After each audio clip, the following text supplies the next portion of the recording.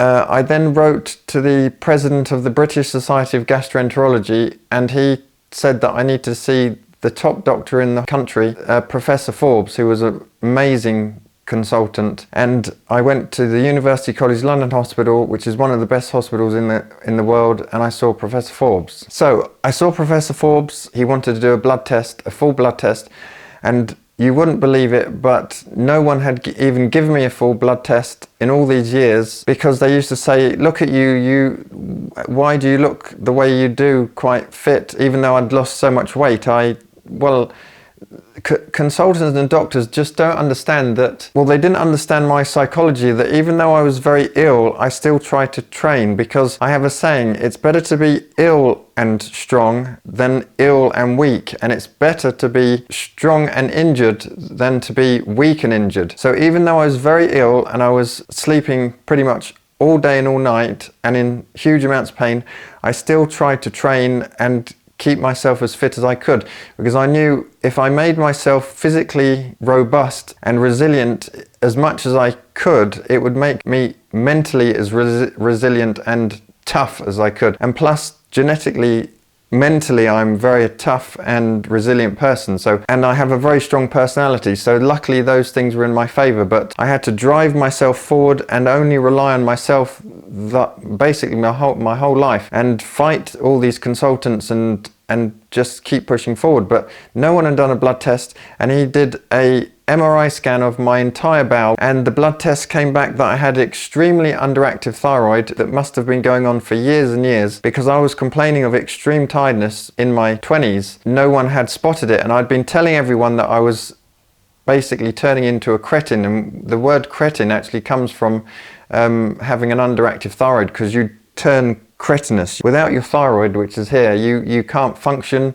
Physically you can't function, mentally you can't function, you just stop working basically. It causes a lot of pain and distress. And also with the MRI scan of my bowel, he saw that parts of my bowel, especially the remaining large bowel, was dilated, which he then diagnosed me with a very rare condition called chronic intestinal pseudo-obstruction. It's called pseudo-obstruction because your bowel obstructs itself. There's no mechanical thing in your lumen of your bowel to obstruct it. It's the nerves and the muscles of your bowel don't work. And because I was born with the malrotation, my bowel nerves were damaged and didn't work from basically when I was a fetus throughout my life. And all the trauma that had occurred to my bowel from it twisting and untwisting had damaged all my nerves. So my bowel couldn't have its normal peristalsis and move liquid, wind and food through. And so I went back to the psychiatrist as I was still seeing the psychiatrist, and Professor Forbes informed him. And of course the psychiatric treatment, psychiatrists are really, I know my Fat Loss S.O.S. course is all about a psychology and lifestyle and mindset course, but progressive course that focuses on solutions for your present and future, and it's about changing your psychology around your lifestyle. But when it comes to psychiatrists, they still focus very much on regression therapy, looking at your past, looking at things that happened when you were a child. But life isn't like that. Many things can happen in your life where you have trauma. I didn't have any trauma. My symptoms weren't from trauma. I was born with these problems.